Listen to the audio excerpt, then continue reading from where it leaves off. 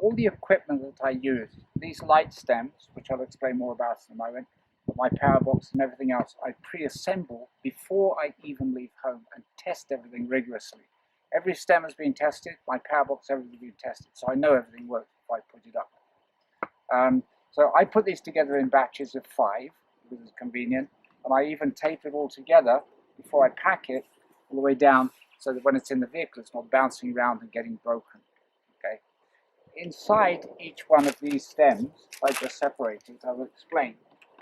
As you have here a 1 watt bulb, sorry, it's a 12 volt 1 volt bulb, and the connection inside is 2 wires, and I solder each one, and then I cover it in a silicone putty to prevent moisture and any form of deterioration.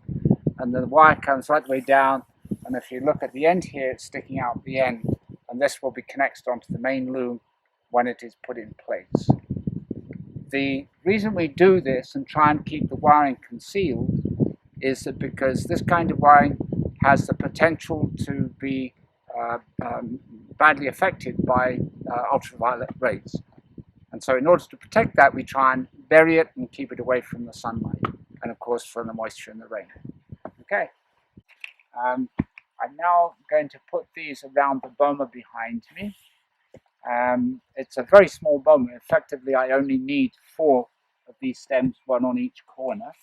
And on the top of the boma, I will be putting my solar panel and the power box, which I'll explain more about in a short time.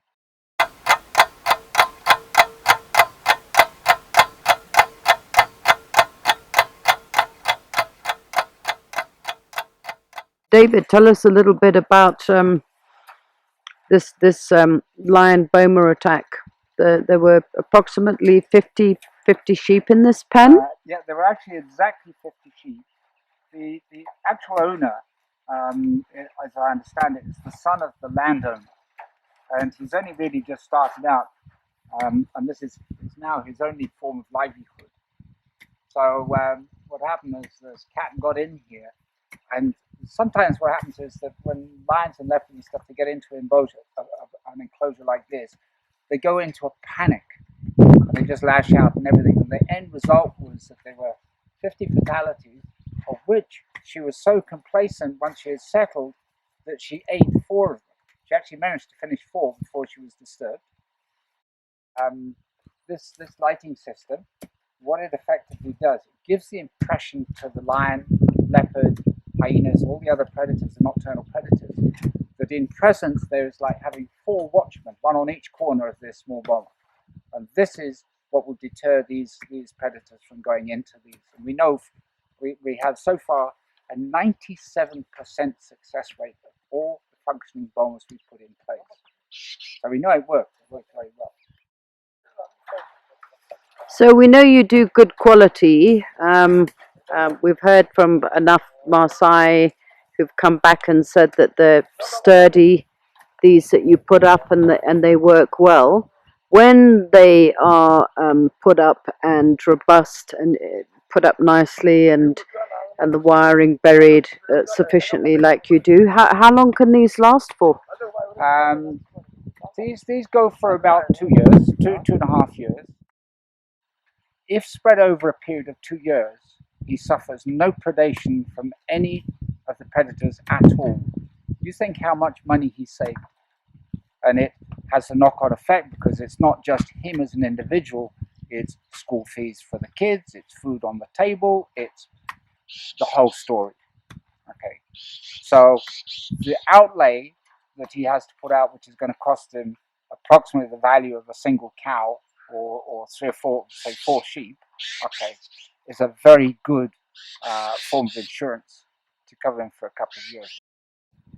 Okay, with this specific incident, this specific enclosure, we call them bomas, and this is being sponsored by Jake Greaves from Karini camps in Nairobi.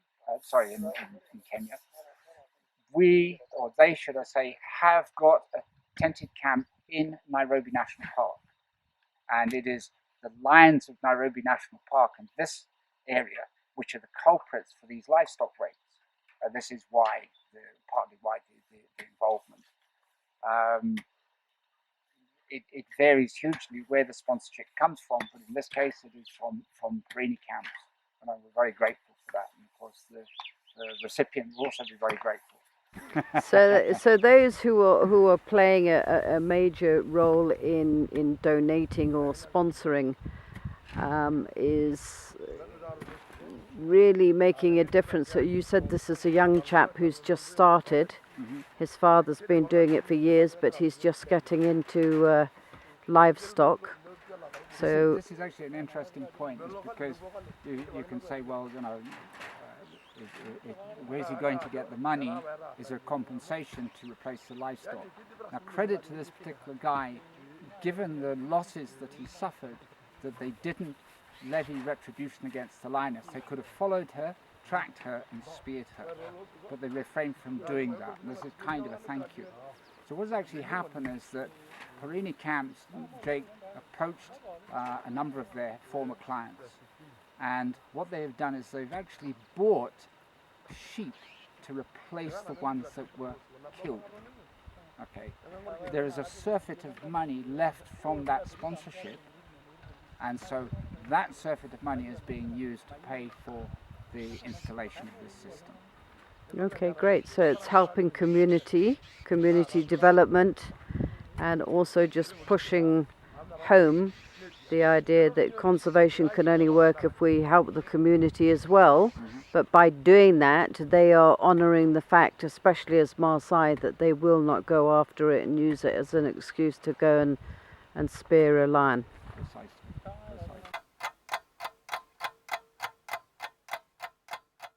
The basic components for a motor vehicle directional indicator, okay, whereby we have a solenoid, we have a flasher unit, we have the battery that powers it, and we've introduced a mechanism here which is a voltage regulator that stops the battery from overheating. So we compiled all these and put them into a plastic waterproof box which we suspend. You'll see that shortly. The way it functions is that, we'll say, when the beginning of the day, the sun comes up and it hits the solar panel generates electricity, and when it reaches 9.3 volts, it then triggers the solenoid on here, on this contraption, and it closes the solenoid, and it shuts off the lighting system. But it retains a lead into the battery, so it charges the battery during the course of the day, replenishing the power that's been used. The sun goes overhead, it goes down, and once it starts to go down and goes down below 9.3 volts, then automatically the solenoid then opens, and thus opening the system, and the lights go on. Fully automated. Nobody has to do anything with it, and even on a relatively cloudy day, we're using a 15 watt panel, which is more than adequate to charge this little battery. And this will go on and on and on, day, night, ad infinitum.